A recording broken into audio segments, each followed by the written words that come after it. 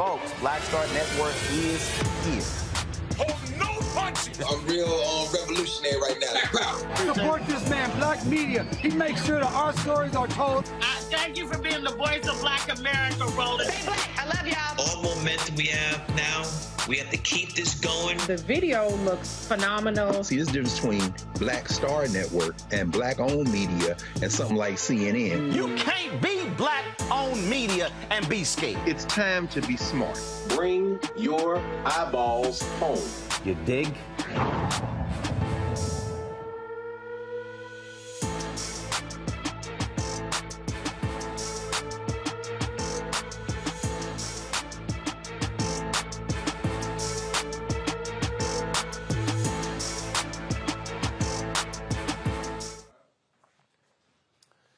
Today is Friday, December 16th, 2022. Coming up on Roland Martin Unfiltered, broadcasting live on the Black Star Network from Atlanta, where tomorrow the Celebration Bowl takes place. North Carolina Central versus Jackson State. We'll hear from Jackson State head coach Deion Sanders speaking about why he is leaving Jackson State for the University of Colorado.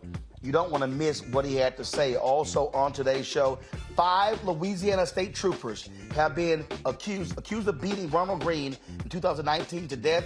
They have been charged. We'll talk to his mom right here about the negligent homicide, malfeasance, and obstruction of justice charges level against those 5 state troopers. Also, U.S. Attorney General Merrick Garland issues new guidelines to close the disparity between crack and cocaine charges. We'll tell you about that as well. A Louisiana Parish is in a legal battle to keep a construction company from building an industrial plant in a Black residential neighborhood. The co-founder of the Descendants project will explain the significant court victory. Also, the Senior Vice President of Public Policy and Government Affairs at the UNCF will talk about the IGNITE Act and what that means for HBCUs. Also, Black women are starting businesses at a faster rate, but there are issues there about getting those doors open. We'll talk with Monique Presley about a pathway forward for Black women. Plus, Chris Paul, the guard with the Phoenix Suns, graduates from Winston-Salem State University and presents a $2,500 financial gift to each member of his graduating class. We'll explain.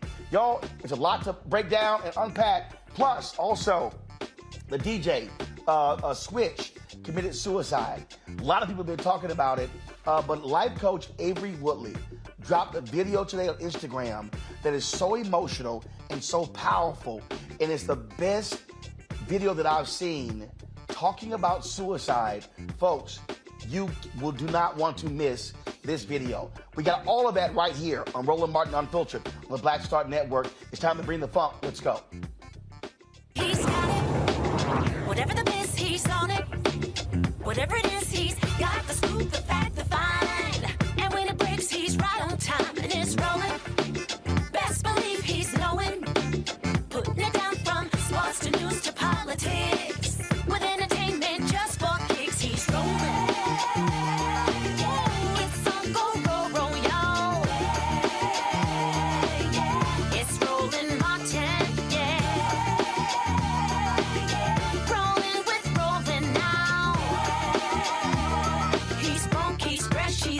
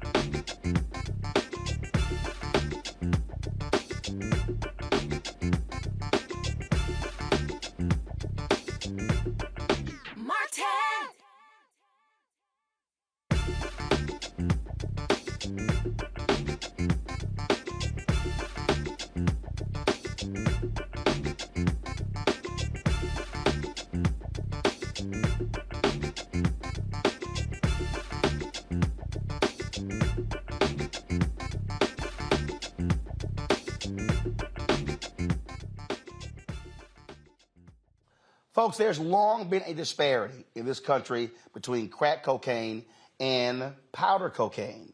The sentencing has changed multiple times. It used to be 100 to 1 under President Obama. It went from 100 to 1 to 14 to 1, but there's still a disparity. Well, today, U.S. Attorney General Merrick Garland announced that they are trying to reverse decades of this disparity. And so what he has done is instructed federal prosecutors to end sentencing disparities in cases involving the distribution of crack and powder cocaine.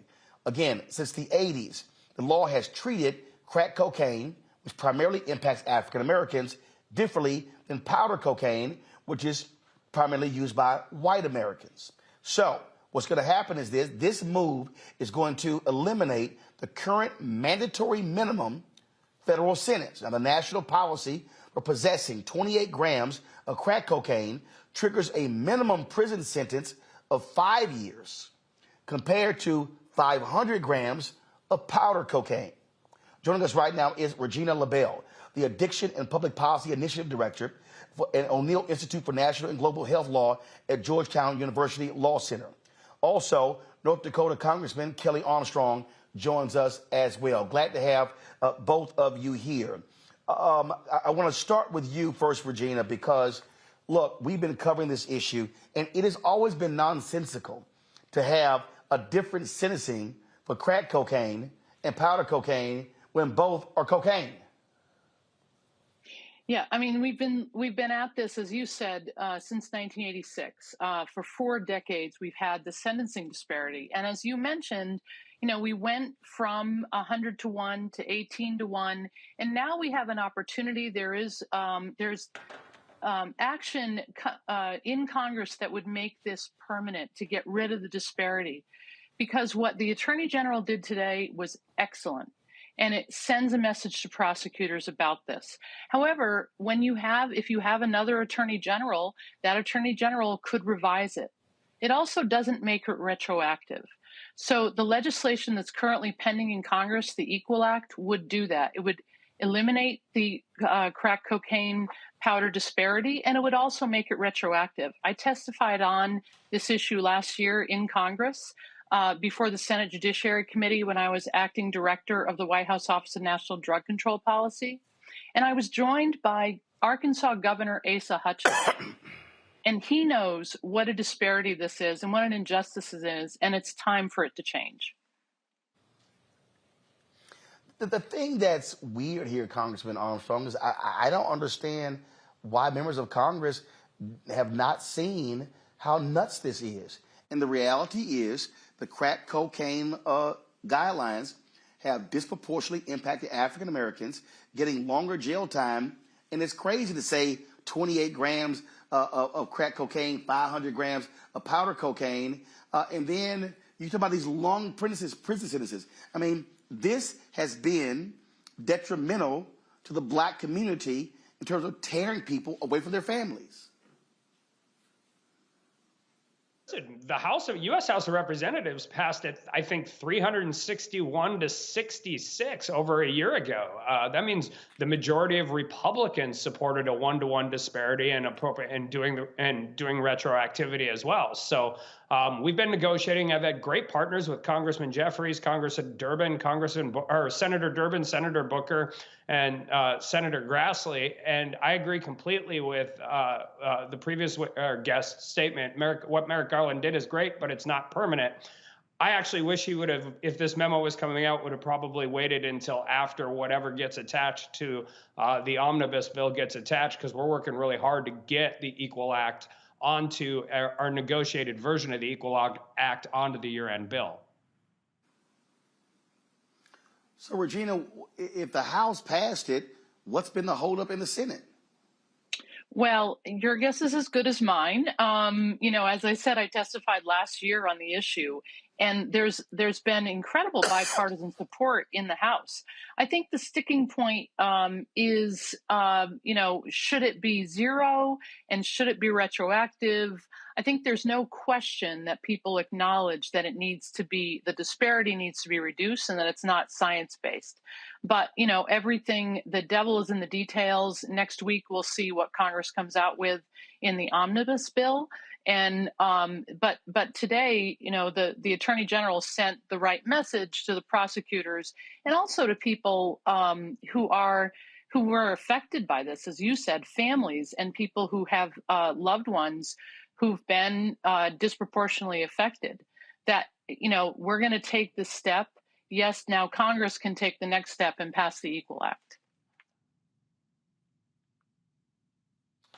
Congressman, you talk about that there's still time for the Senate to make these changes. How much time are we talking about? Because you got the Christmas break coming up. So how much time do we have? 48 hours, I think. I think the omnibus bill will be written by the end of this weekend, and we'll come back and both parties will move. And if we can't get it attached here, we're going to have to start all over again next Congress, which would be really unfortunate, because even in spite of all of the different politics around crime and all of those different issues, there just about every organization from all across the ideological spectrum supports this because it's the right thing to do. And Regina, we also know that when Congress makes these changes, it has an impact on what states do. Right. I mean, actually, Governor Hutchinson was saying that in Arkansas, he actually got rid of the disparity. So a lot of the states have already gotten rid of this disparity, because the states have seen that not only doesn't it prevent drug use, it also costs them a lot of money to incarcerate people over time. So they're putting that money into what it should be used for, which is preventing youth substance use and keeping people who have a substance use disorder, getting them into treatment as opposed to putting them into jails or prisons where their conditions often deteriorate.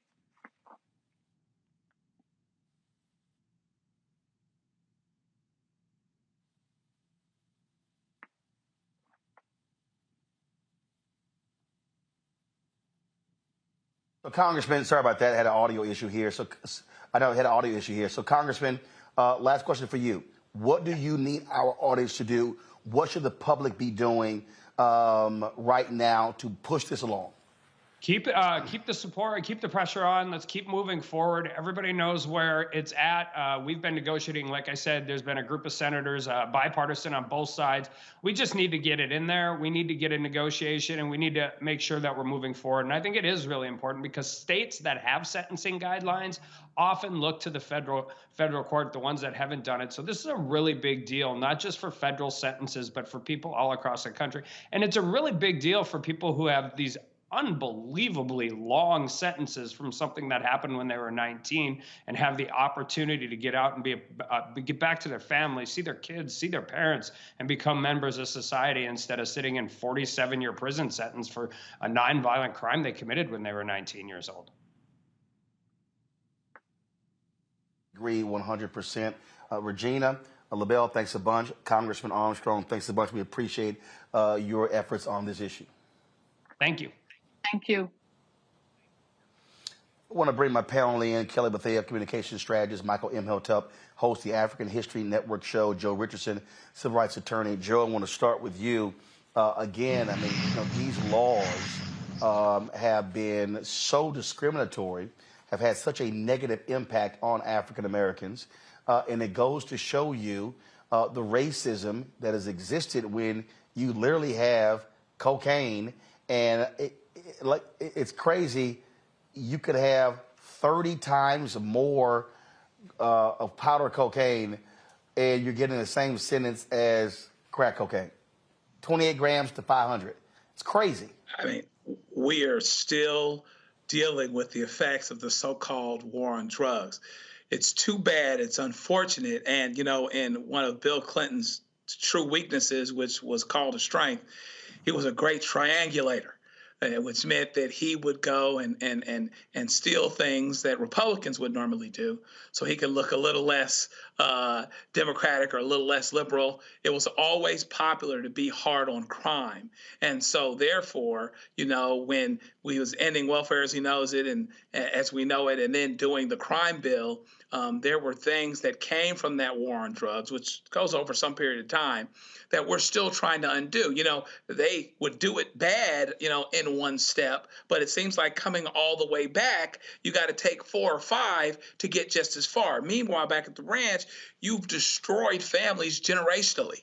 And now here's Congress, where the House knows that it's the right thing to do, and it's got bipartisan support. But I suspect that, there's something to be said for trying to get past that 60-vote threshold. Here we go again, filibuster, et cetera, et cetera, et cetera. So it has been devastating. It's been devastating for a long time. I think the thing that is good, I don't know if they're going to get it done in 48 hours, but the thing that is good is that there does seem to be bipartisan support this time around, and perhaps maybe there's a backdoor opportunity for this to get done in a Congress that's not so Republican on the House side, where moderates that are Democrats and Republicans could actually work together on something that has a bipartisan basis of support.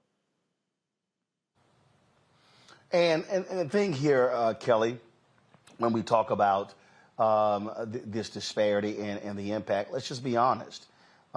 You have a much different Congress today than you had when Bill Clinton was there, or even when President Obama was there.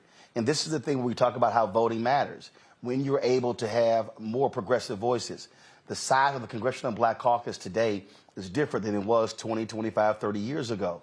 And so the work of activists has also been critical in changing the viewpoints of a lot of these Republicans who were opposed, and a lot of also these conservative Democrats.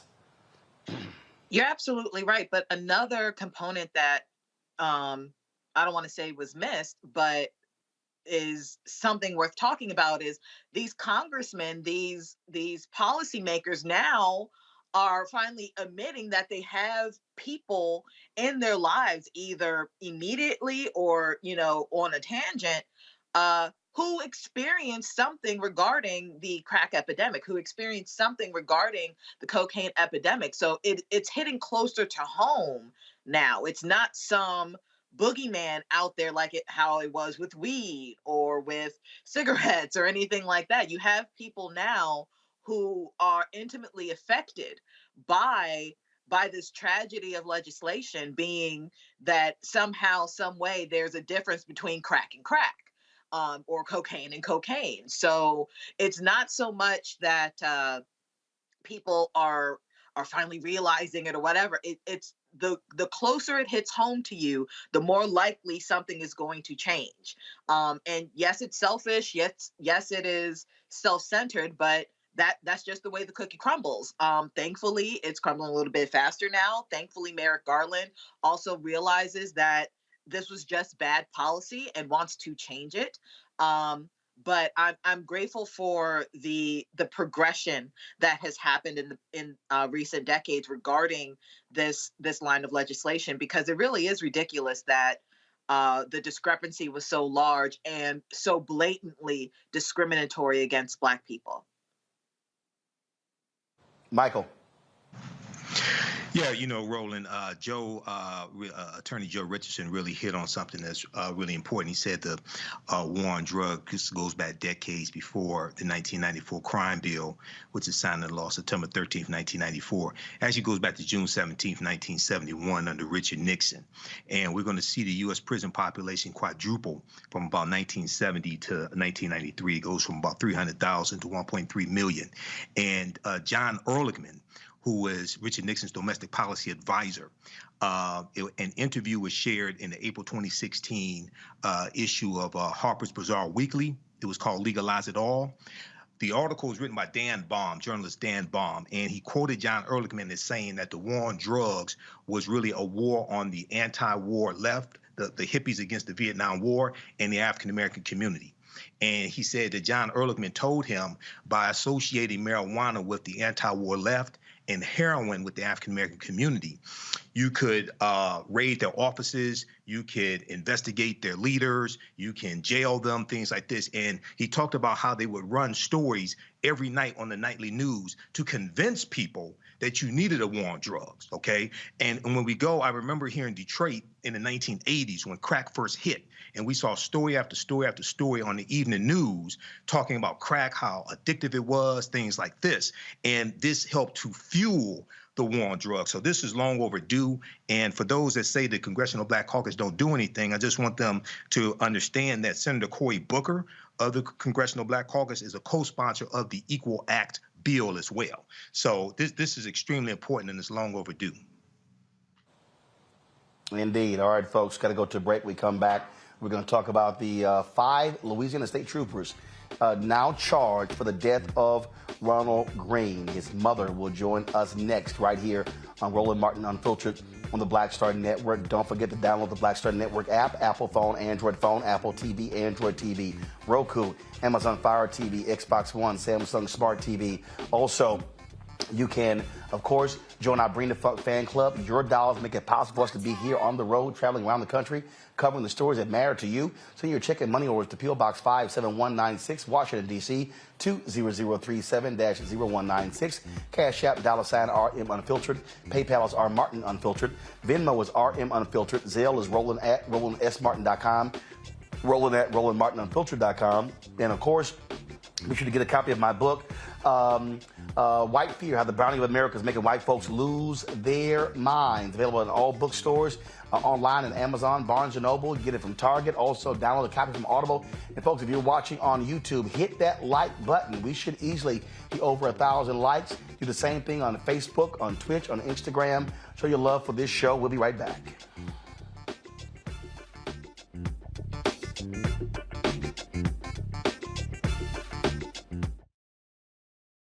On the next Get Wealthy with me, Deborah Owens, America's Wealth Coach, inflation is on the rise. Interest rates are high. Can you still thrive during these uncertain times?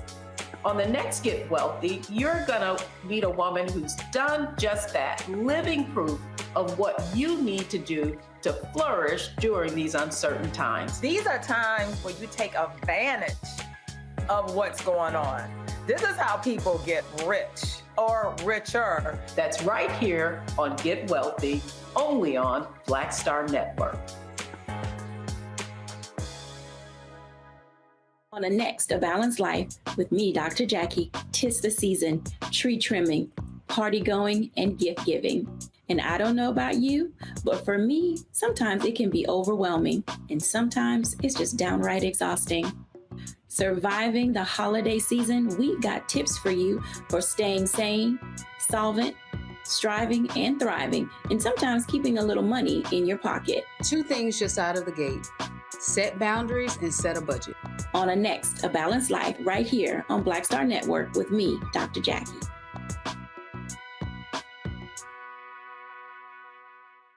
Hi, I'm BB Winans. Hi, I'm Kim Burrell. Hi, I'm Carl Payne. Hey, everybody, this is Sherry Shepherd. You're watching Roland Martin Unfiltered, and while he's doing Unfiltered, I'm practicing the wobble.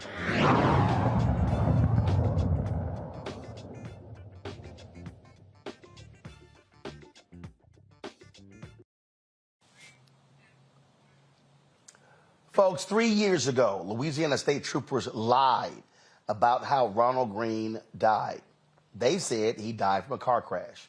Body cam footage showed he was viciously beaten by police officers. 3 years later, last night, a grand jury indicted 5 of those state troopers for the death of Ronald Greene. Trooper Corey York was indicted on 1 count of negligent homicide and 10 counts of malfeasance in office. York was previously suspended for 50 hours without pay as part of the investigation. He's now on leave. Trooper John Cleary was indicted for 1 count of obstruction of justice. He's been placed on leave. Former Louisiana State Police Trooper Dakota DeMoss was indicted on 1 count of obstruction of justice. DeMoss was fired last year after arresting him in a separate excessive force case in which troopers beat another black motorist following a high-speed chase. Former Louisiana State Police Trooper Captain John Peters was indicted on 1 count of obstruction of justice. Peters retired last year after acknowledging he approved use of force reports that glossed over another black motorist beating without reviewing the video. Chris Harpin was indicted on 3 counts of malfeasance in office. He was also placed on leave. Joining us right now is Mona Harden, the mother for Ronald Greene. Mona, it is glad to see you. We've had you on the show before.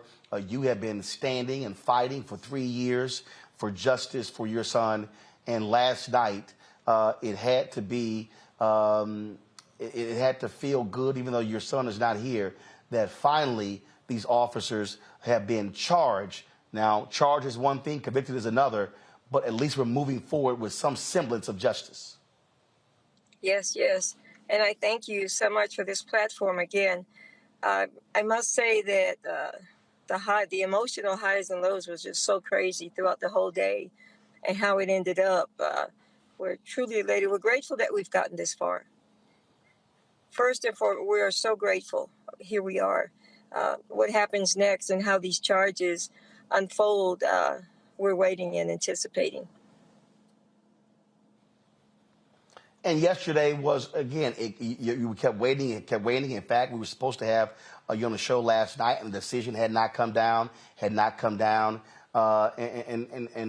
surely you and others were just hoping and praying that the right thing was going to happen, because all too often, in so many other cases, families have been disappointed. Their loved one has been killed by cops, and those cops walked free.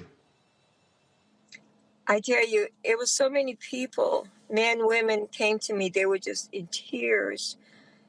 I think back, and it's just gut-wrenching, because they know, just like you say, they know of so many who went to their graves with no answers, for their loved ones.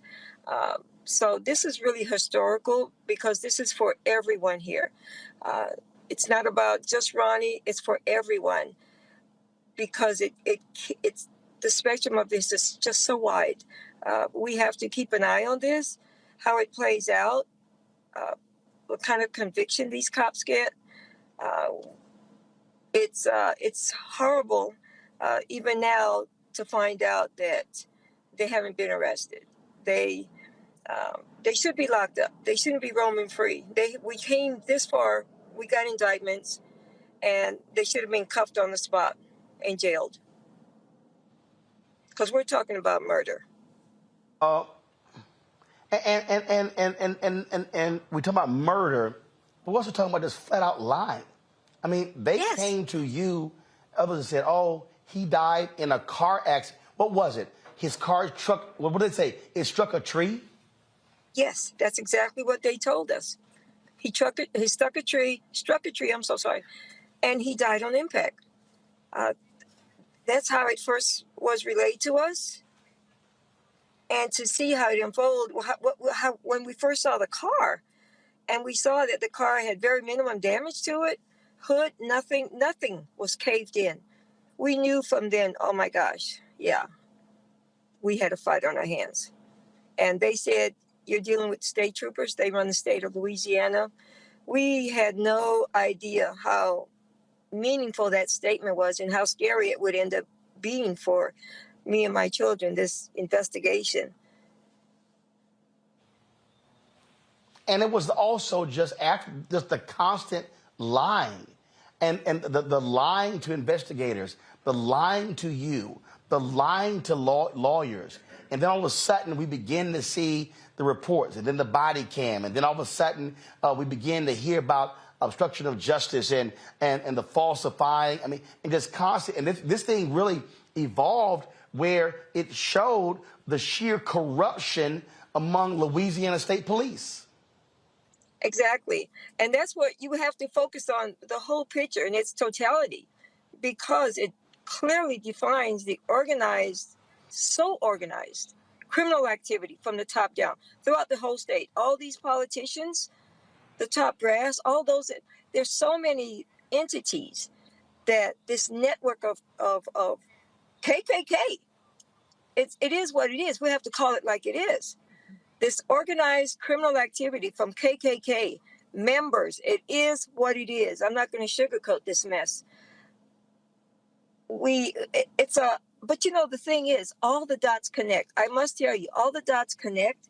So it's like, let's get in here and pull these pieces out. They're so well connected, but it's so obvious because they don't give a damn. They're in your face with everything they have. They truly hold themselves above the law and dare you to come and dismantle them. They dare you to come in And it's like, for me and my family, I'm so sorry.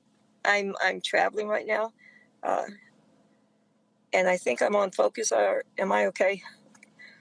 No, you're fine. You're fine. No, you're fine. Well, first of all, you know, and I've had to do this way too many times, Mona. Unfortunately, you know, you are now part of a what we call a sorority or fraternity nobody wants to be a part of. And the crazy thing is, and let's just be honest, without you fighting, without the community and the protests and the organizing, we wouldn't be at this day. If it was not for your vigilance and the people out there in the streets, these Louisiana State Troopers, they would have been able to get away with this, and this thing would have been covered up by their fellow officers. Yes, sir. Yes, sir. And I must tell you, there's people throughout California, Arizona, all over. Kansas City, they're ready to get on there, call to action, because they're furious for the fact that we found out after the fact that these cops, that we went this far and they're still there. They're still at home. It's crazy. And so many people were just so upset that regardless of how far we get, you're still dealing with the corruption, because you have these lawyers, these politicians, these whatever they have, these big brothers above them that are steady giving resistance of holding their own accountable. But these people, I'm here to tell you, it's like, they're like, give us numbers, we're going to call wherever we have to call. Lamar Davis, because Lamar Davis should have cuffed him. I don't understand. I just don't understand. We have what we have, but you still refuse to hold them accountable, lock them up. They should be locked up, because we're talking about murder. Indeed. Mona Harton, we appreciate it. Again, sorry for your loss, but we appreciate your fight and for your fight for accountability in this case, and we're going to continue to see this story through its conclusion. I tell you, stay tuned. We're not through. We are not through. I'm proud to say. Because what we do for everyone. All Thank right. you. We appreciate it. That's right. Thank you so very much. Kelly, I'll start with you.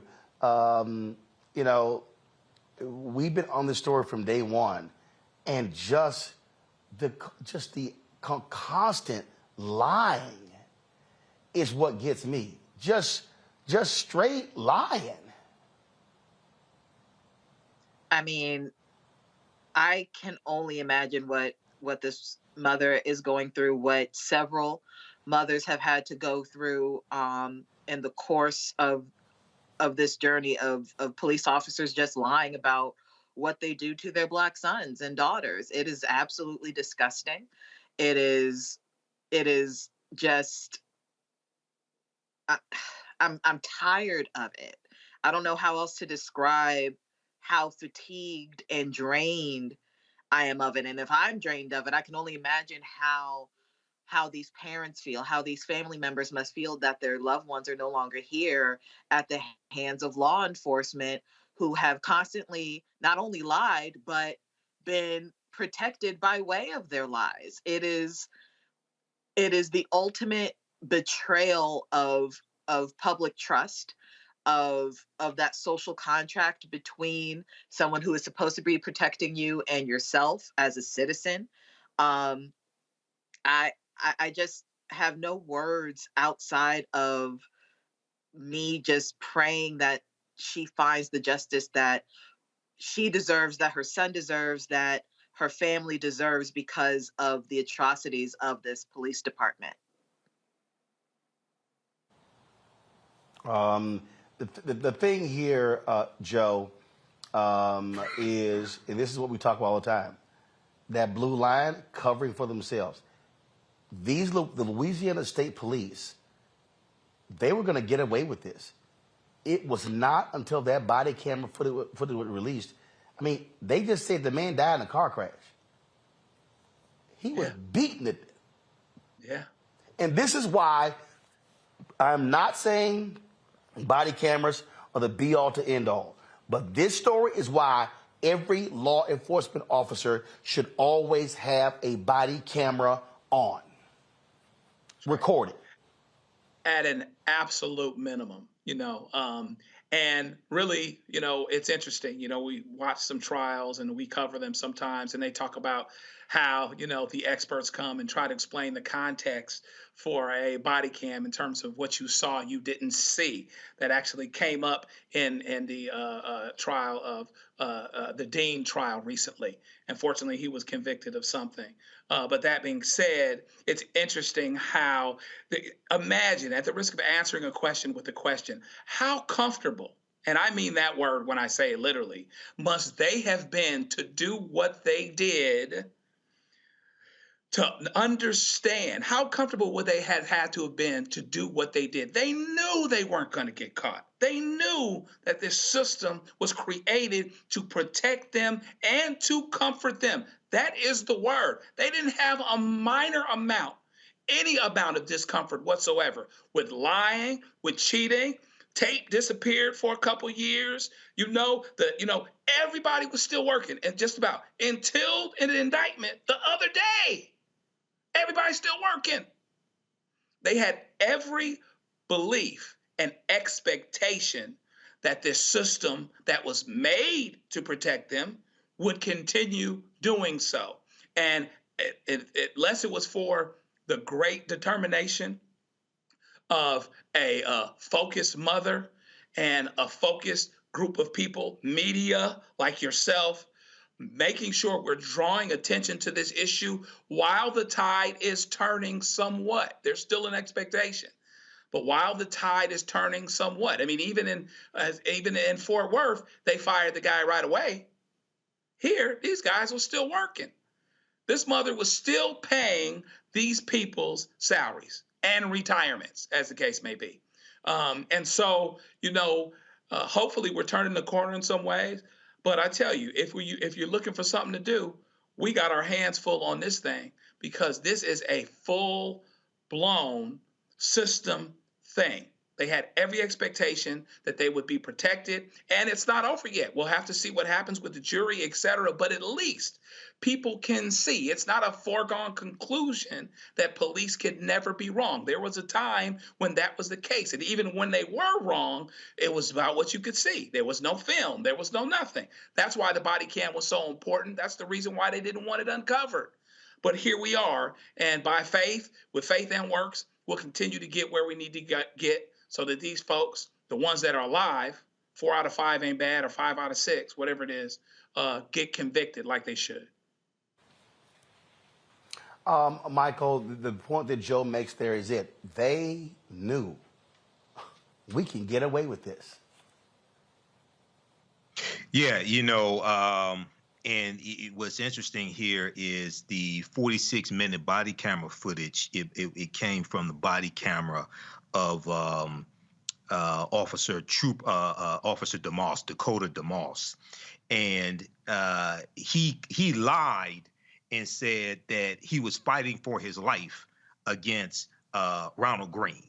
Okay, now Ronald Greene was tased 7 times with the stun gun. Okay, Master Trooper Chris Hollingsworth used his stun gun 7 times on Ronald Greene, and then also he was beaten in the head with a flashlight as well. All right. Now, unfortunately, Chris Hollingsworth died. Okay, that's the officer that died. I wish he was alive to face the full weight of the justice system on him. But if it had not been for this 46-minute body camera video, we would not be here with these charges. So hopefully every last one of these officers face the stiffest penalties. Hopefully they're convicted, face the stiffest sentences. And, this is why body cameras matter. This is why prosecutors matter, okay? And this is why elections matter as well. Indeed. Folks, hold tight 1 second. Go into a break. We come back. We'll stay in Louisiana, and we'll talk about a community group that's been fighting an environmental project for a very long time. They recently got a court victory. We'll explain exactly what that is. Also, folks, Avery Woodley, life coach, we've seen her on our fitness segments. She put together a powerful and emotional 7-minute video talking about of the suicide of prominent DJ and dancer Twitch. It is one that you do not want to miss, where she gives her personal testimony about what she endured when she almost decided to commit suicide. We'll have that for you right here on Roland Martin Unfiltered on the Black Star Network. Back in a moment.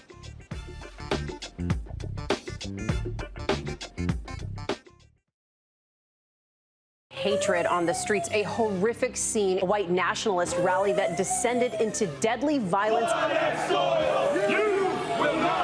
White people are losing their damn minds. As an angry pro-Trump mob storms the U.S. Capitol, we've seen shooting. We're about to see the rise of what I call white minority resistance. We have seen white folks in this country who simply cannot tolerate black folks voting. I think what we're seeing is the inevitable result of violent denial. This is part of American history. Every time that people of color have made progress, whether real or symbolic, there has been what Carol Anderson at Emory University calls white rage as a backlash. This is the rise of the Proud Boys and the Boogaloo Boys. America, there's going to be more of this. Here's all the Proud Boys, guys. This country is getting increasingly racist in its behaviors and its attitudes because of the fear of white people. The fear that they're taking our jobs, they're taking our resources, they're taking our women. This is white fear.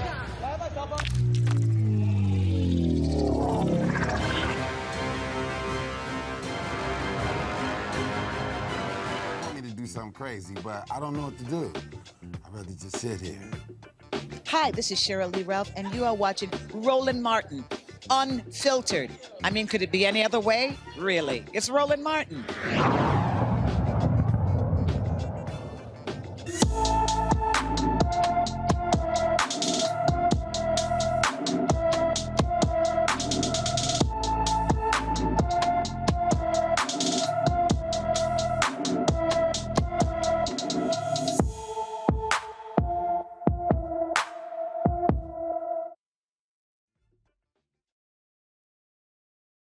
Barbara Johnson is missing from Bernice, Louisiana. The 14-year-old was last seen on November 4th.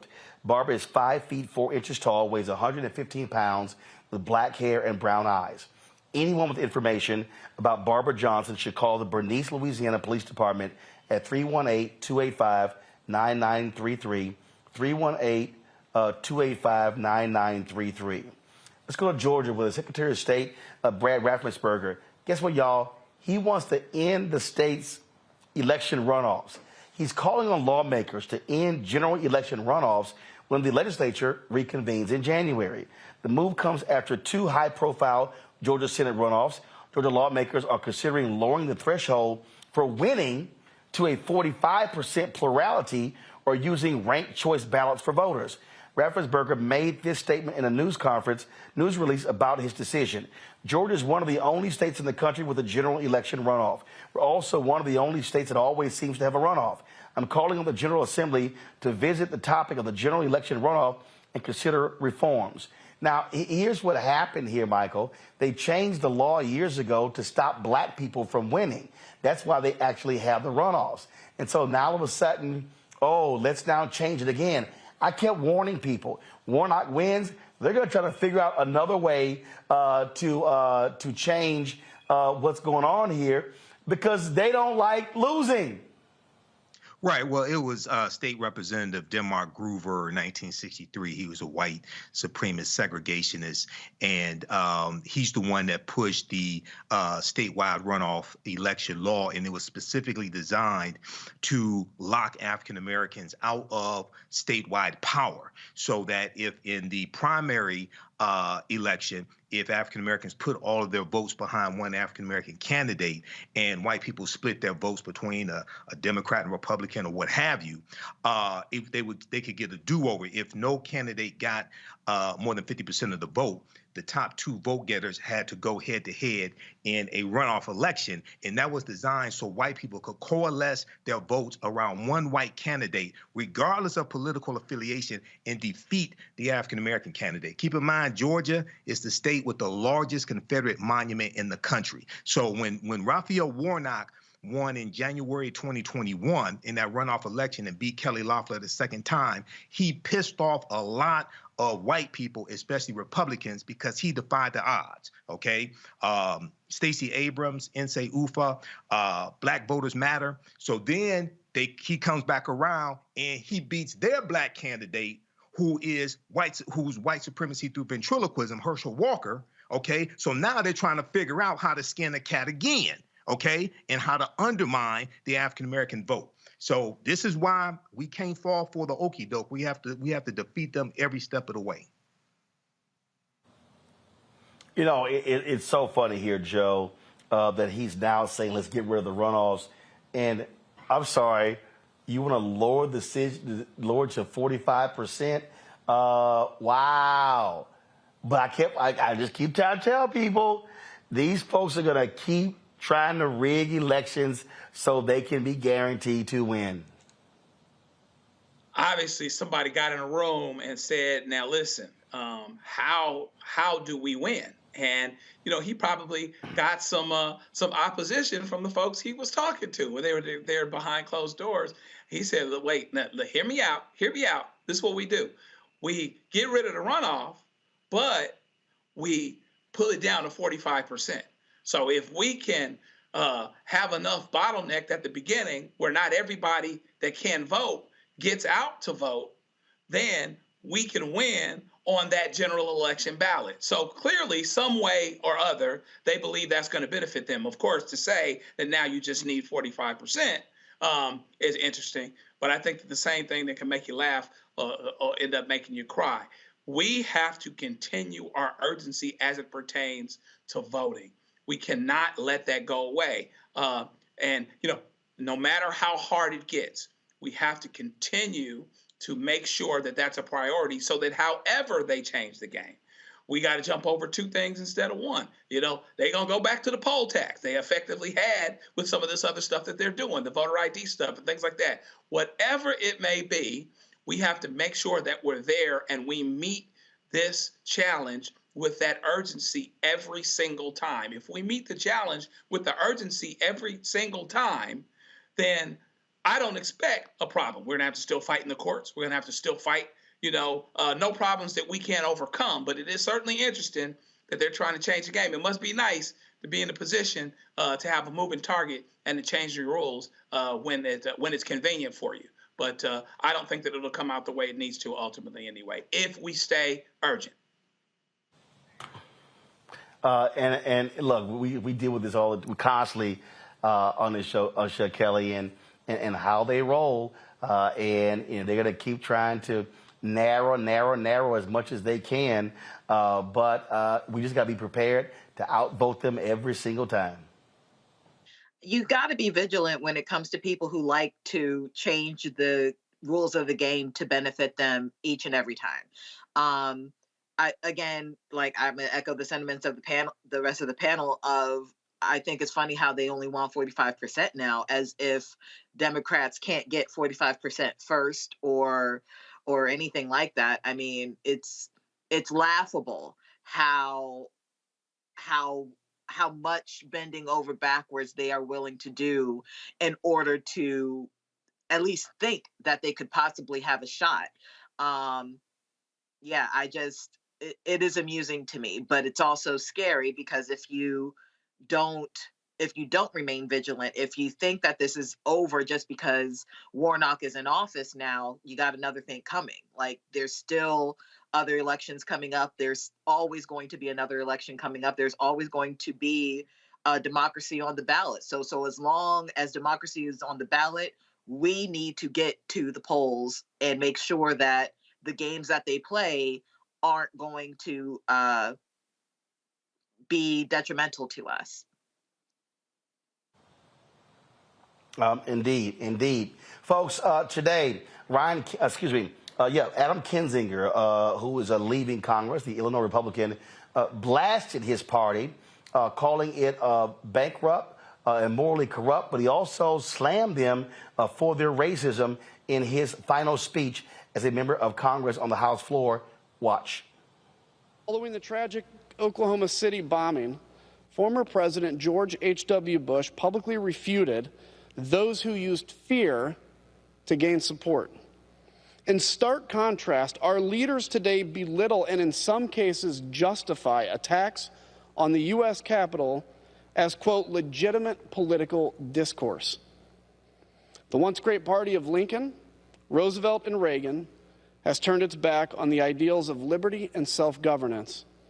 Instead, it has embraced lies and deceit. The Republican Party used to believe in a big tent, which welcomed the tired, the poor, the huddled masses yearning to breathe free.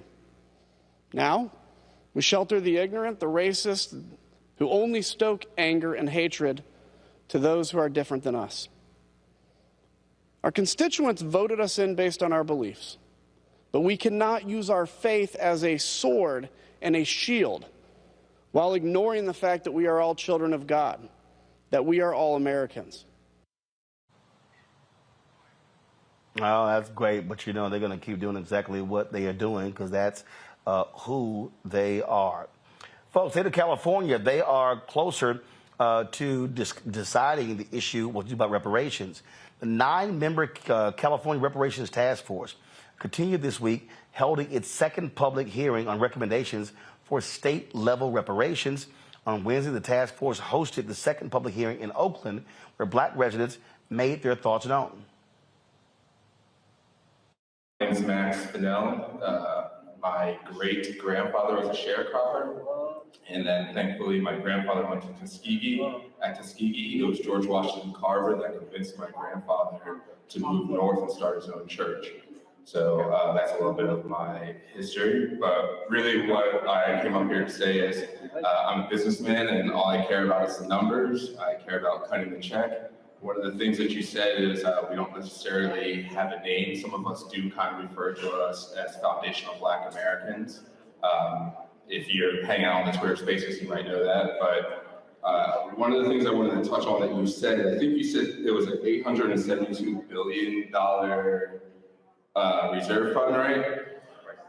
Price tag, which if everyone, each Black American, I think it's 2,282,144 Black Americans in California, if everyone was a foundational Black American, then equally everyone would be paid $300,082.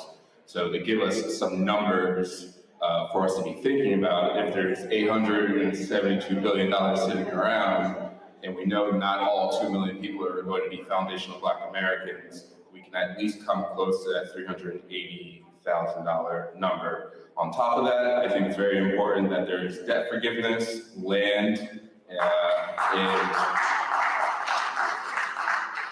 I've lived here for 7 years, and I can't begin to tell you how much money I've spent on rent. So when it comes to housing, there's got to be something, no down payment, 2 years, 3 years, no payment, something like that. But land, money, and that number is around $380,000. Thank you.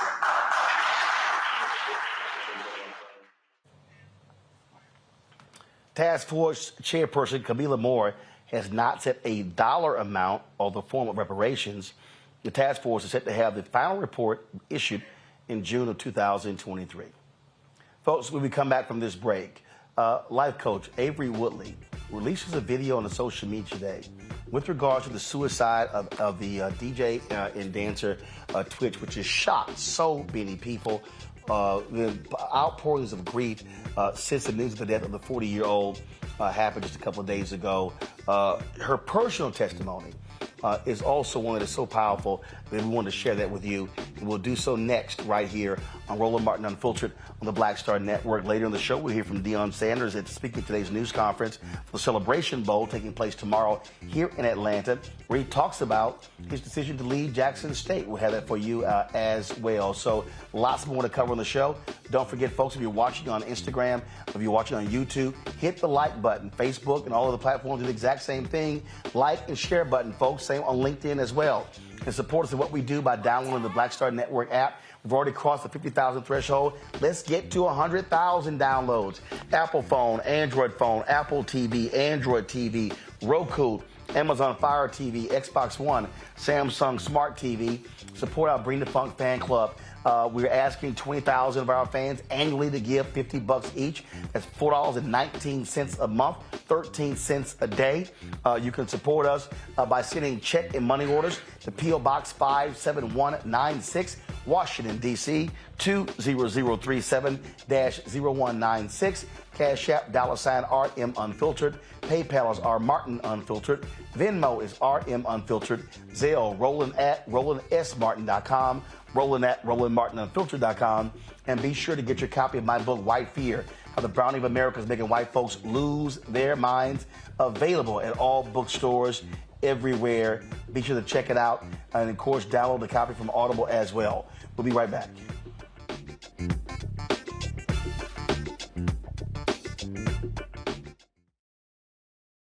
I am on screen, and I am representing what a black man is to the entire world that's gonna see this.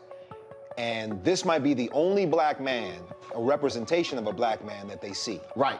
So I am responsible. Right. For how they see black men. And it's my responsibility to, if I am not playing an upstanding, honorable, someone with a strong principle or moral core, to make sure that this character is so specific. Right. That it is him, not black men.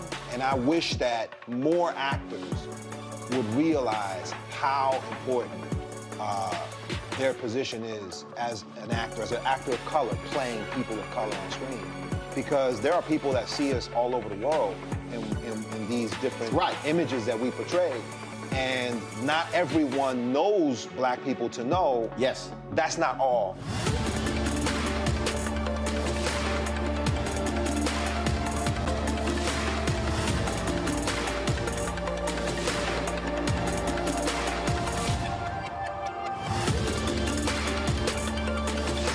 Carl Payne pretended to be Roland Martin. Holla! You are watching Roland Martin, and I'm on his show today, and it's, what, huh? You should have some cue cards. Hey, what's up, y'all? It's your boy, Jacob Lattimore, and you're now watching Roland Martin right now.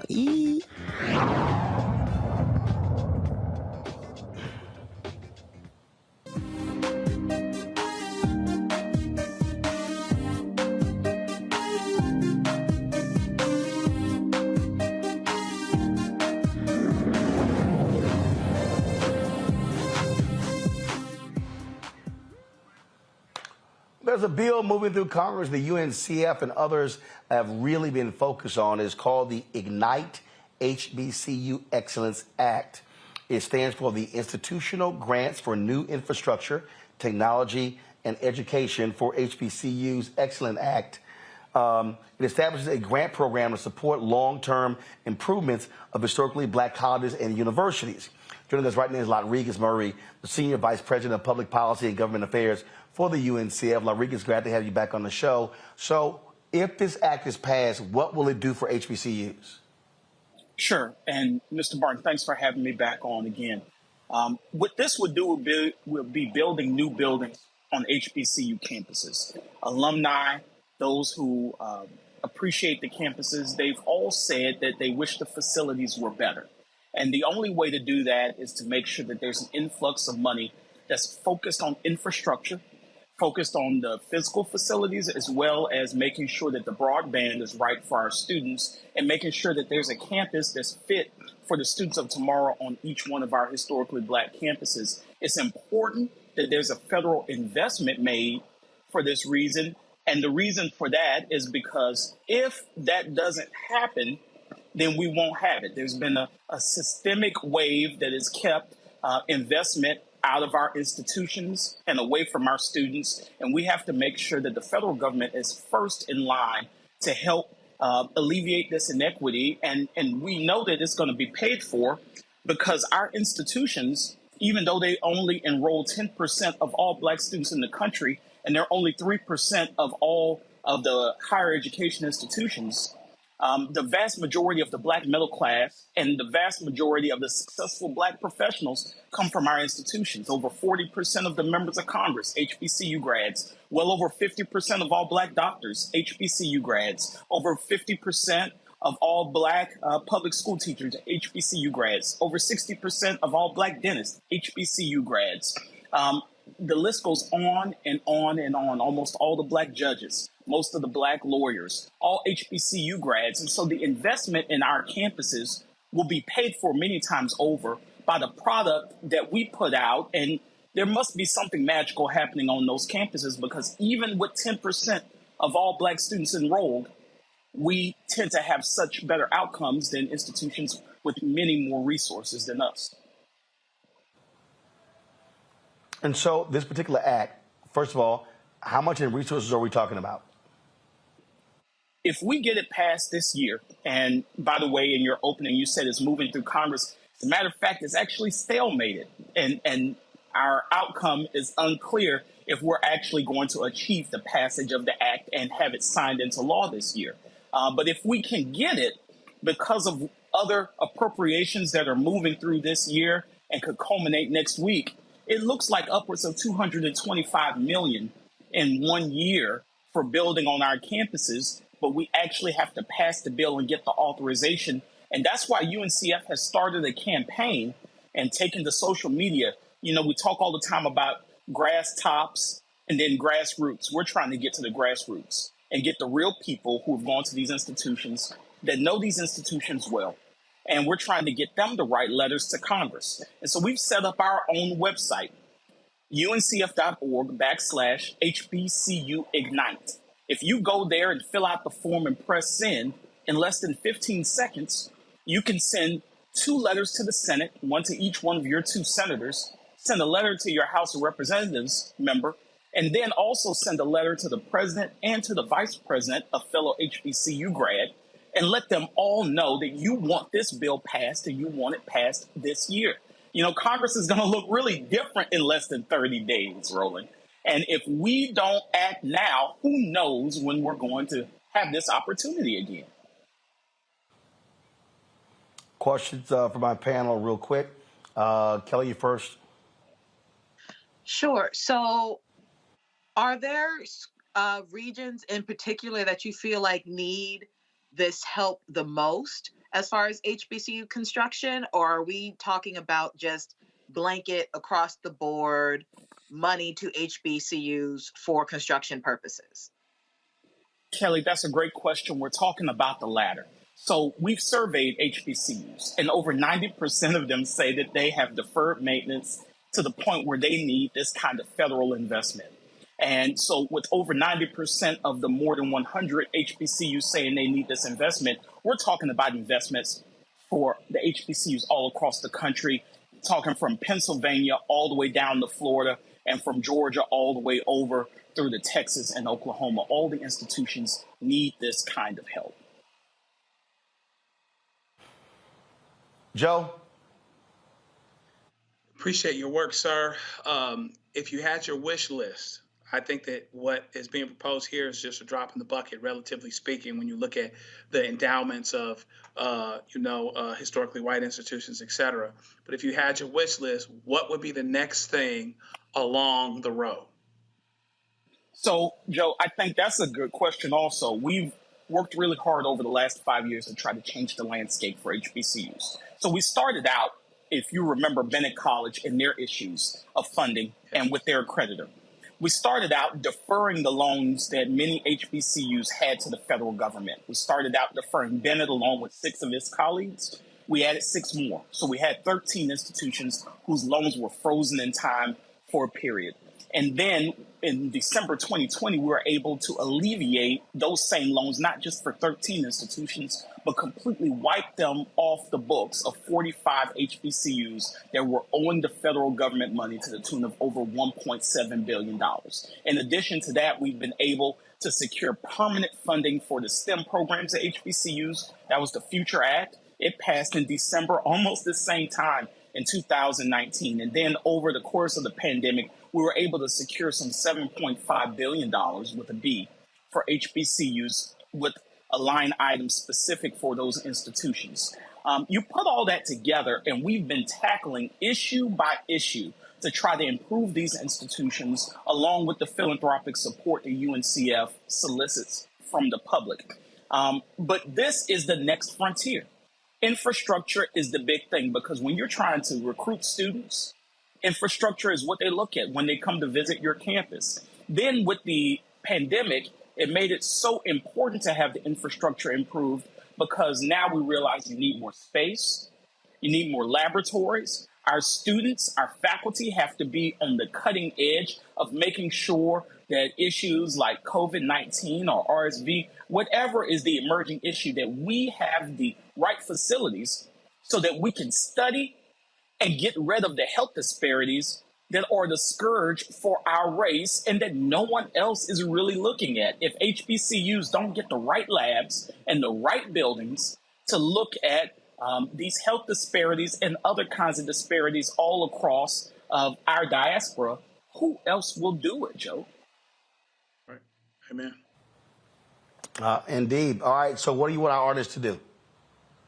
Thank you, Roland. I want everyone to not just do this, but to tell a friend and tell a friend to tell a friend. Go to uncf.org/HBCU Ignite. In less than 15 seconds, you can fill out that form and press send, and you've impacted Capitol Hill, and you improve the chances of Congress taking up this bill this coming week, next week. That's the end game. They're going to pass their appropriations bills, and they're going to pass everything that they have on their docket, and they're going home. And if they don't pass HBCU Ignite by Christmas Eve, then that means we have to start all over again from the beginning next Congress. And that means all 219 of our House co-sponsors, over half the House, is on board with this bill.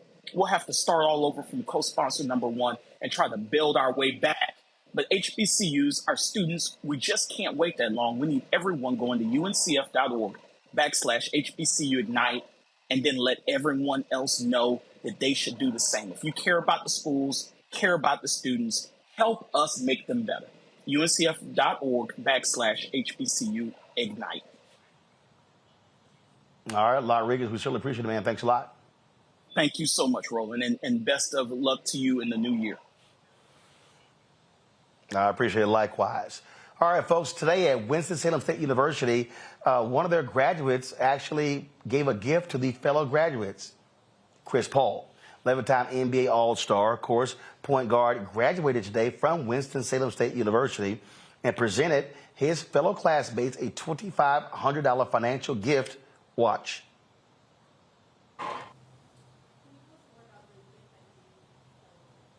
Yes, absolutely. Greenwood Bank is a black-owned bank, and I keep saying, I promise you we were listening at the graduation, but I was having a lot of conversations with some of my classmates because they had questions, rightfully so, and if I'm there, I want to try to answer them as best as possible. And we got a chance to start talking about financial literacy. You know, one of the homies standing right there, he had trash bags over his shoes at first or whatnot, and he talked about how much he spent on the shoes that he had, and so we talked about a bank account, you know, and that's what it is for all the students. It's a bank account for all of them, and all of their bank accounts start with $100. And I always say this, when you think about schooling or whatnot, when I would be in class and we would have conversations, we'd be talking about, at some point it was always going to come down to finance, right? Because that's one of the things that I don't think we get educated on enough, myself included. And so just to start them on the right track or whatnot, or help out as much as I can to have them understand the importance of finance and Greenwood Bank, I'm grateful for it. So the Chris Paul Foundation, again, partnered with the Bank of Greenwood, a black-owned digital banking platform to give each graduate a total value of $2,500. And again, Paul, of course, graduated today with his bachelor's degree in communications. That is pretty cool right there. All right, folks. I'm going to go to a break. When we come back, Deion Sanders speaks at the Celebration Bowl, talked about why leaving Jackson State, but also Coach Avery Woodley drops an amazing video of folks talking about suicide, her own personal story, as people still deal with the reality of Stephen Boss, and also known as Twitch. He was a DJ with Ellen DeGeneres, co-host, dancer as well. taking his own life at the age of 40 years old. We will show you what she had to say. You don't want to miss this, folks. It really, really, really is a powerful, powerful testimony. You're watching Roland Martin Unfiltered on the Black Star Network. Back in a moment.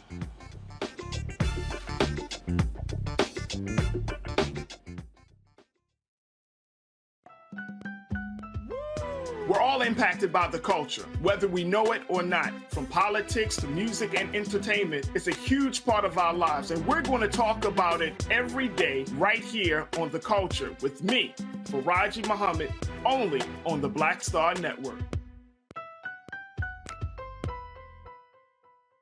Hey, what's up, everybody? It's Godfrey, the funniest dude on the planet. Hi, I'm Israel Houghton. Apparently, the other message I did was not fun enough. So this is fun. You are watching Roland Martin, my man, Unfiltered.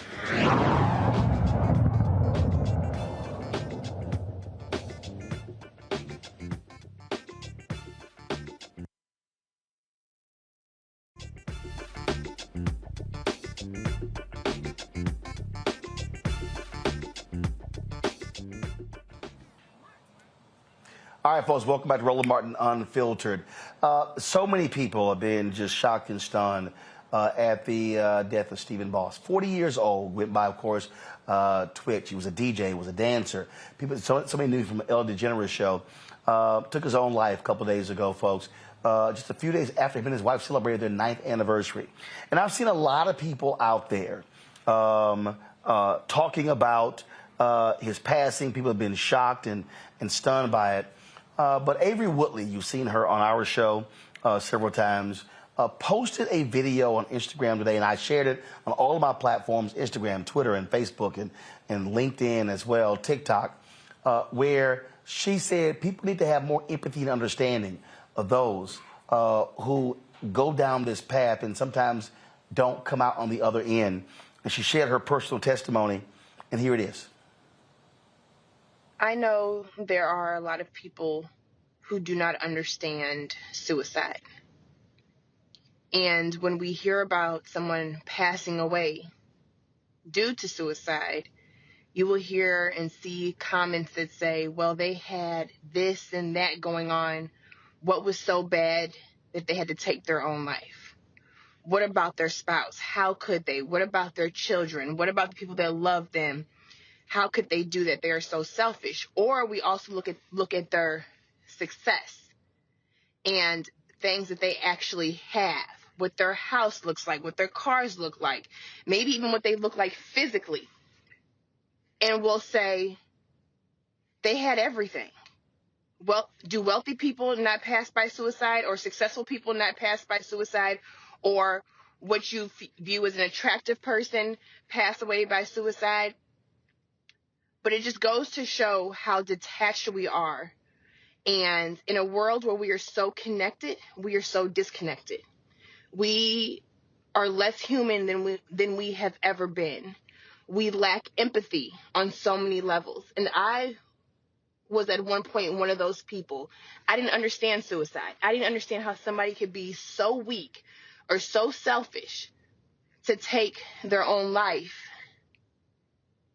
until I got to a point in my life where I was so low and darkness was all around me, and I was in a spot that no one could reach me. My kids couldn't reach me. My family couldn't reach me. All of those people that loved me were not able to reach me. And at one point, I felt like the only way to escape the darkness and the only way to stop the pain was for me to somehow leave here. My daughter was 2 years old, and I thought about leaving here on her 2nd birthday because the pain was consuming me. That's how low and how dark it got. And I had to dig so deep. And I was so tired of fighting, and I was so tired of being strong, and I was so tired of putting up this front around people as if everything was fine, everything was okay. I was what I would have considered, and what I refer to when I talk to people, the walking dead. I was a zombie. certain people knew something wasn't right. One of the reasons why I have a fear of cameras, like before I make a video, I have to like psych myself up, is because for so long, when I was in a world where cameras were around at times, I never wanted to be on camera because I knew somebody would find me out. I knew that there would be a moment where the cameraman would take his lens and capture a look on my face or capture a look in my eyes, and somebody out there would see it and know how broken I was. And they would know that I was putting up a front. And at that moment, I didn't want anybody to know. I was so used to hiding it. And when you do that, it consumes you. It consumes you. And we have to understand that not everybody makes it out of that dark place. Not everybody is going to win that fight. And unless you've been in that spot, and unless you have literally, you're not fighting for your life, unless you have literally had to fight for your fucking soul, it is so hard to understand. That is one of the hardest things. It is the hardest thing I have ever had to do. I don't wish that spot on anyone. It has given me a level of compassion and empathy that I never knew was possible, because before that I was so hard. I was so rigid.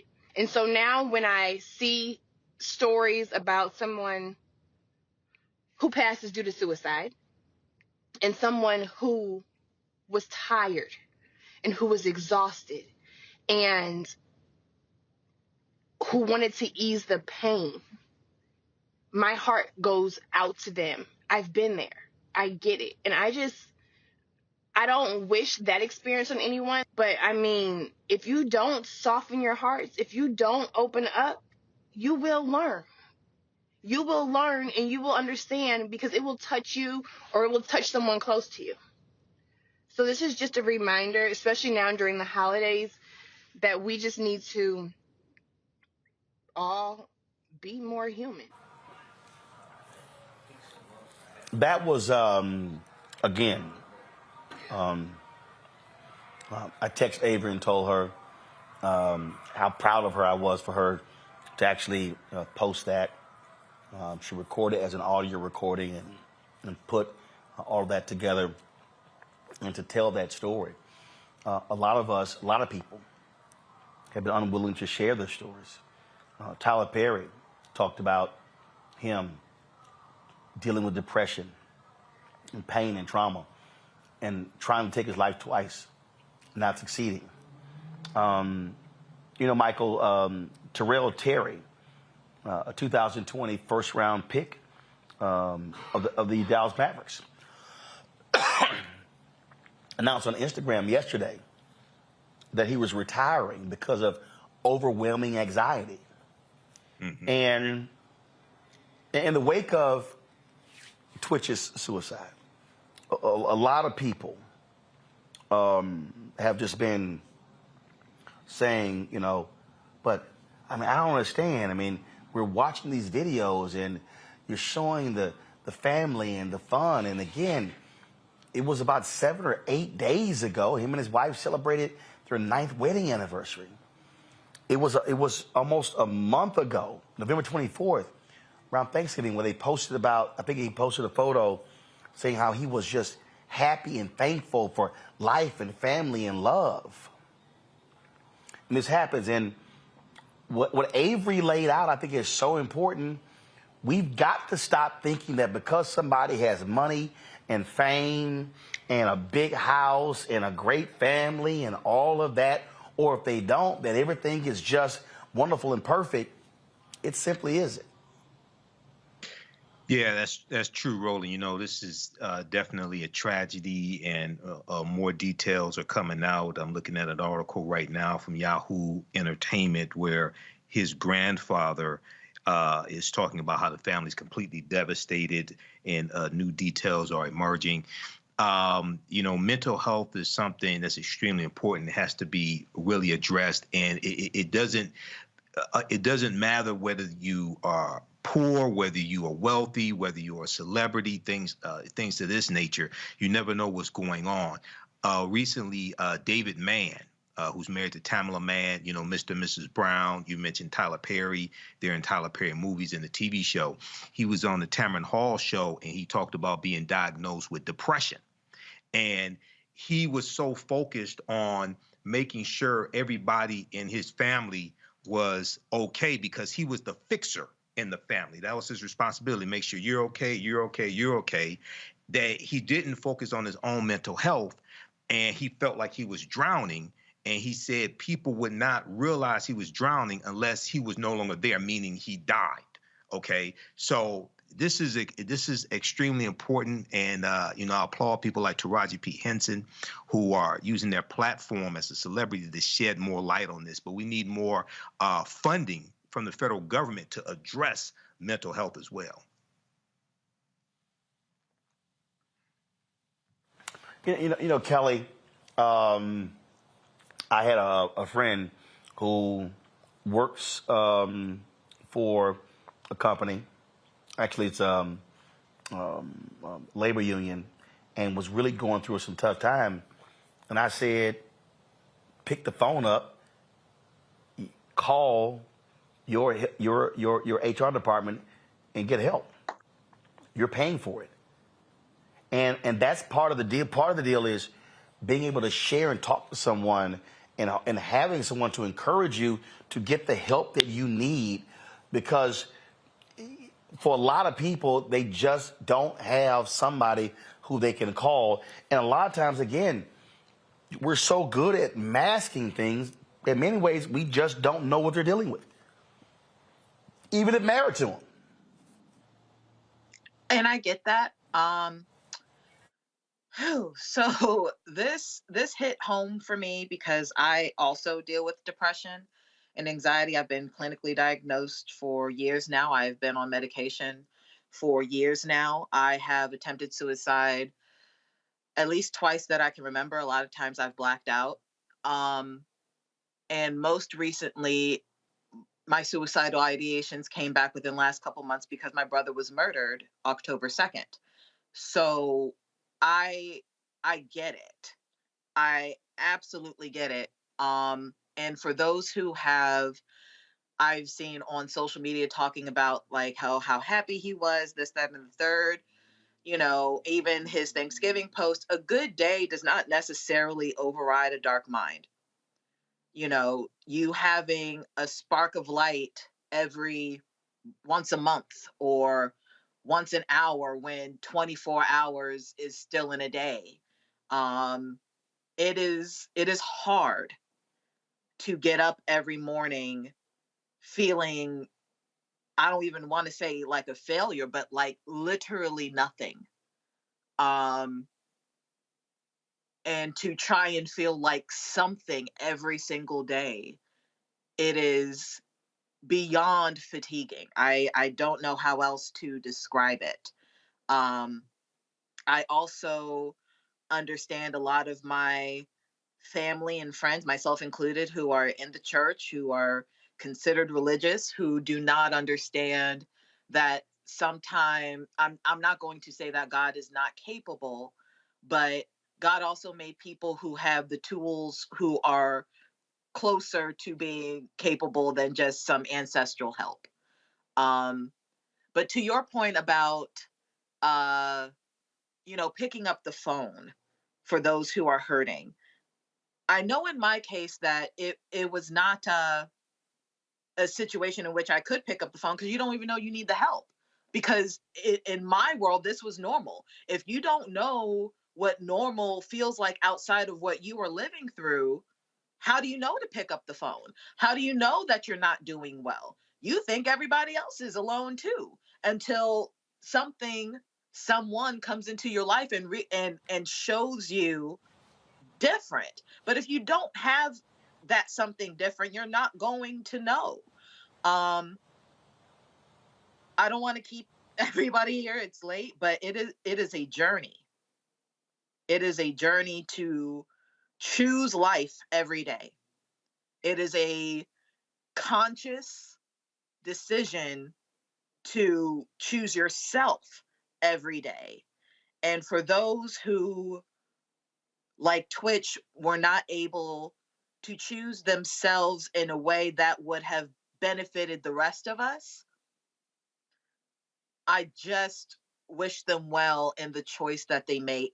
And I hope that they find the peace that they were searching for. But for those who are still on this side of the ancestral plane who are thinking about making that choice, don't.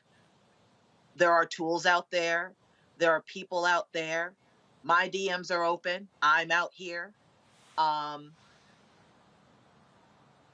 whether it's through prayer, manifestation, or anything, you can and will get through this if that is what you want to do.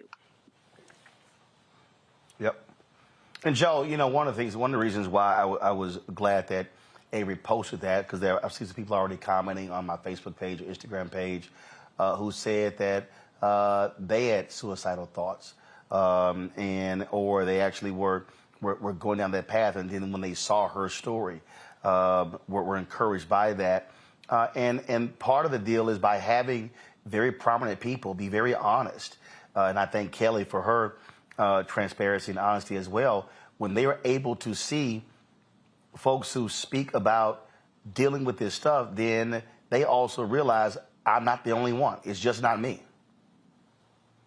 That's right. And also, first of all, Kelly, I'm thinking about you. I'm praying for you.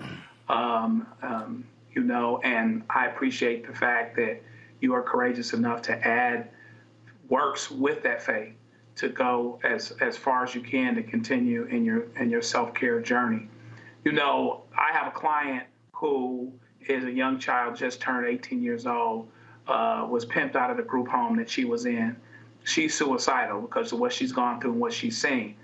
People will look at that person and say, oh, okay, I understand that person's suicidal, but what about the professional person who seems to be doing well? We have to continue to fight the stigma. I don't think it ever ends of understanding that, you know, being okay, there's more to meet than meets the eye to the notion of being okay.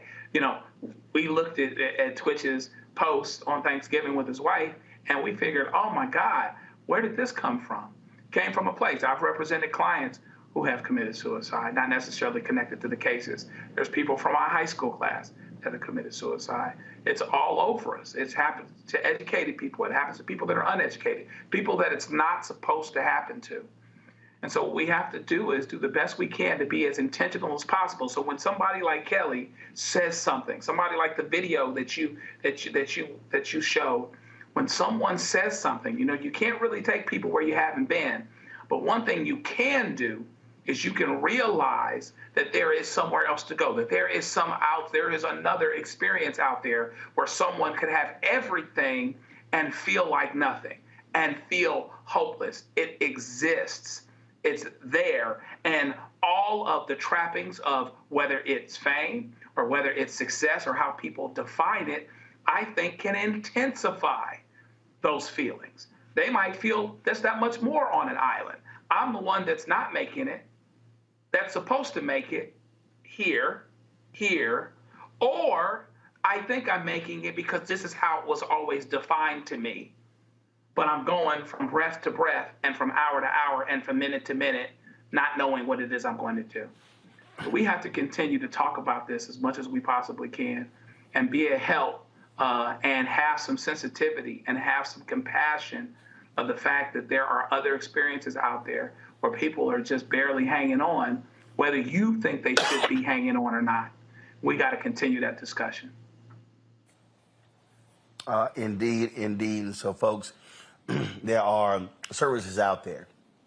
If you are looking, if you have issues with suicide and those thoughts, please make the call, send the text message, and seek the help because we love you, the people who love you, and we want folks to be able to get as much help as they can. Got to go to a break, folks. We come back. Deion Sanders speaks today about the Celebration Bowl taking place tomorrow here in Atlanta, North Carolina Central, Jackson State, and he talks about why he's leaving, and why he left Jackson State, and what his mission in life is.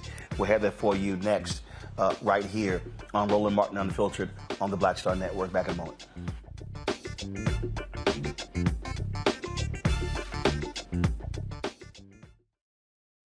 talk about blackness and what happens in black culture, we're about covering these things that matter to us, speaking to our issues and concerns. This is a genuine people-powered movement. There's a lot of stuff that we're not getting. You get it, and you spread the word. We wish to plead our own cause. Too long have others spoken for us. We cannot tell our own story if we can't pay for it. This is about covering us. Invest in black-owned media. Your dollars matter. We don't have to keep asking them to cover our stuff. So please support us in what we do, folks. We want to hit 2,000 people, $50 this month, raise $100,000. We're behind $100,000, so we want to hit that. Y'all money makes this possible.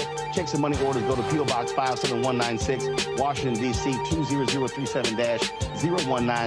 The Cash App is $RM Unfiltered. PayPal is R Martin Unfiltered. Venmo is RM Unfiltered. Zelle is Roland at RolandSMartin.com. On the next Get Wealthy with me, Deborah Owens, America's Wealth Coach, inflation is on the rise. Interest rates are high. Can you still thrive during these uncertain times? On the next Get Wealthy, you're gonna meet a woman who's done just that, living proof of what you need to do to flourish during these uncertain times. These are times where you take advantage of what's going on. This is how people get rich or richer. That's right here on Get Wealthy, only on Black Star Network. Hi, I'm Israel Houghton with Israel and New Breed. What's up, what's up? I'm Dr. Ricky Dillard, the choir master. Hey, yo, peace, world. What's going on? It's the Love King of R&B, Raheem Devon, and you're watching Roland Martin, Unfiltered.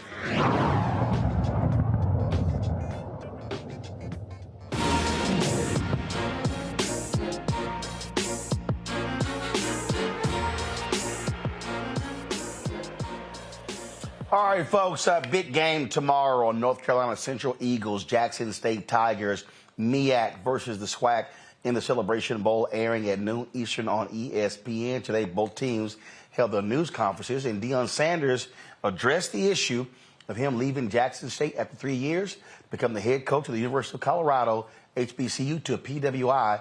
Here's primetime. Let's get the cat out of the bag, man. Let's go ahead and talk about that. You're right on all accounts. I appreciate you. Never once did I say they're going to put a tombstone with my name on it at Jackson State, so I wasn't going to die here. Y'all know that.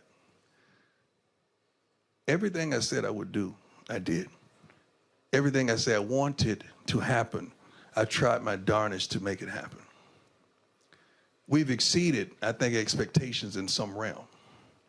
But when I don't fit into someone else's plan and purpose, now there's ridicule. But you forgot about my plan and God's purpose. That's where the dysfunction comes. I reached a point where I said to myself, we're going to go out there and recruit another great class, and we were, and TC will, and we're going to win again. So at what point do we keep dominating that you don't get mad at us for dominating? Because it's a level of dominance where you start to turn. And I felt that. We start to get tension from our own people because you're dominant and you start saying, well, that's prime. He can recruit that. We ain't got that. We don't have this. We heard that last night. You're 4 and 5 stars. Yeah, because we recruit those and they sign. But it comes a time that that's not what it's all about for me. I'm a winner. I've always won. I'm going to win. Y'all know that if you've done your homework. But it's bigger than that. It's about increasing enrollment. It's about the safety of students. It's about going to the next level, not just in football. I would love to go to another conference. Is the rest of the school ready? Is the baseball team ready? Is the basketball teams ready? Or just the football team? See, you make it just about football, and it's not just about football to me. It's about our trainers and kids that the fire alarms may go off and not being turned off at 3:15 in the morning. It's about people that may not have the proper safety on a campus that they should. I'm not just talking about Jackson State, I'm talking about everywhere. So the things that I want to accomplish, I can't do it by just being the darn football coach and winning games. I can't do it. And I reached a point where I had a real conversation. with the Lord. Now, it's funny how you believe the Lord when he said to come here, but you don't believe me when I tell you the Lord may tell me to do otherwise. It's like my God is talking to you about me. I don't think he works like that. But it's so much more that I can't do because that's not my occupation. I'm a football coach and a darn good one. And name one thing in football that we haven't accomplished that I said we would. But it's bigger than that. And until we address these underlying issues that nobody wants to talk about, ain't nothing gonna change. Football, yes. But what else is gonna change? And I'm a change agent. That's what it's all about to me. Because I'm not just attached to the football players, the equipment persons, the trainers, the academic persons, everybody on campus. When we leave, you're gonna find out what all we did. Because they don't really talk about the positivity until we go. You'll find out what all we did for Jackson State and all we wanted to do for Jackson State. I just pray to God that in all that get some understanding on change and where change really starts. And it does not start in the football department. I thought it was good. That was a moment, wasn't it? Yeah, Coach Sanders. Thank you, Sam, for clapping me up. All right, folks, we're going to be live streaming tomorrow morning from the Fan Zone, 10:30 a.m., partnering with Coca-Cola. Look forward to that. We'll be attending the Celebration Bowl, and then we'll have the post-Celebration Bowl coverage on Monday, powered by General Motors. So look forward to that on Roland Martin Unfiltered. So cannot wait for that to happen. All right, folks, black women, they start businesses at a faster rate than anybody else, but many of them are running into significant challenges when it comes to growing their businesses. Monique Presley wants to change this. She's offering Launch with Monique Presley. The setup, 3-day coaching seminar for entrepreneurs and future entrepreneurs who want to set up their businesses for sustained success. Monique joins us right now. A lot of people out there, they say they want to be the boss, but don't know really what that requires. Absolutely. And Roland, thank you so much for having me on your show. It feels like the first time. No, we as Black women, we're preeminent, right? In so many things. We have the most education. We are the most employed. We have the largest number of people who are entrepreneurs. Our demographic, more entrepreneurs from 2014 up till the current day. But we also have the largest number who are not sustaining our businesses for 5 years, which is the magic number that determines whether you're going to be successful as a business owner or as an entrepreneur or not. And that's the part that I want to change. We get in business out of necessity. You know, emergency, right, begets invention. So we get in business because we're the ones who figure it out when nobody else can. But then how do we stay in it?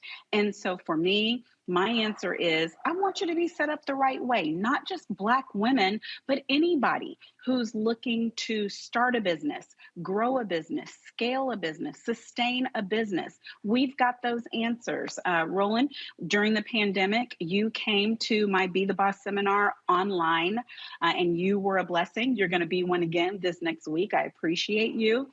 But you came and shared what entrepreneurship is really like, what your mentality has to be, what your vision has to be, how you have to put some arms around your vision, how you have to structure it, how you have to be prepared for the downtimes as well as the uptimes. And we're offering that again. If you don't know what EIC stands for, we've got you. If you already have a business you've been in business for 4 years, but it's not growing and you're barely meeting budget, we've got you. If you have gone out of business and want to get back in, we've got you too. First of all, so when is it taking place and what time? So it's online, and it's this Tuesday, Wednesday, and Thursday, December 20th, 21st, 22nd at 8 p.m. Eastern. If people want to register, they can go to launchwithmoniquepresley.eventbrite.com. That's launchwithmoniquepresley.eventbrite.com. And if you're watching me now then there is a promo code for you. What's the promo code? RMU. You get 20% off your registration. There's general admission registration, and then there's VIP administration for all 3 nights, which gives you an opportunity to get question and answers, not just from me, but from my guests. Listen, they say there's going to be a recession, Roland. I don't know if I believe them or not, but what I know is this. Even if there is a recession, the recession does not have to hit our doors. We can be prepared. We can have multiple streams of revenue. We can have successful businesses. We can have backup plans. And I don't want you to just have the kind where you are operating a business out of your kitchen, but you don't have no certificates, you don't have no insurance, you don't have no risk management, you don't have no plan, you don't have no savings, all of that. Sis, bruh, you just doing your best. We want to help you. We've got people like Roland Martin, Deborah Owens, the wealth coach, has agreed to come on. We have others like my stylist who are going to give us tidbits so that you can not just be in business, but stay in business. And that means that you're going to listen when we say you don't just need an EIC and a website. You need every web domain that you even can conceive of about your business. You need insurance. You need certificates. You need risk management plans so you don't have to call me to manage your crisis. What if somebody comes in your business and they slip and they fall? Are you ready? We want you to be ready. So that's what we have for you. And I've got people, frankly, Roland, whether it's you, whether it's Deborah, whether it's me, we command $850+ an hour. And I am offering 3 days at $150. That's before the promo code. So I'm hoping people take advantage of this because the people, me and the people who are coming, we're passionate about ensuring that whether you can get out of that depression or not, you've got insurance to cover it. Whether you know what your next plan is or not, you can pay food for your family. You can cover the roof over their heads. There are some basic things that there are principles for that some of us have had access to explanations for. And I want everybody who my voice can reach to have those same answers, that same information. All right, folks, taking place next week. So please and use the promo code as well. Monique, I really appreciate it. Thank you so very much. I appreciate you. The promo code is RMU. All right, folks, use the promo code RMU. It ain't hard, okay? That's real simple. Michael, Joe, as well as, first of all, Kelly, sorry about that. This cough is, I know that. The cough is driving me crazy. Appreciate all of y'all being on the panel today. Thank you so very much for joining us. Folks, I'll be back in studio on Monday. Looking forward to seeing you on Monday. Thank you so very much, folks. We've been crazy busy here. So y'all might be wondering, like, oh my goodness, why did we come on late the last 2 days? Well, we also, while we're here, first we started the week with Operation Global Hope Forum, Sunday through Tuesday. Then, of course, we had the Coca-Cola event, the Celebration Bowl on Wednesday.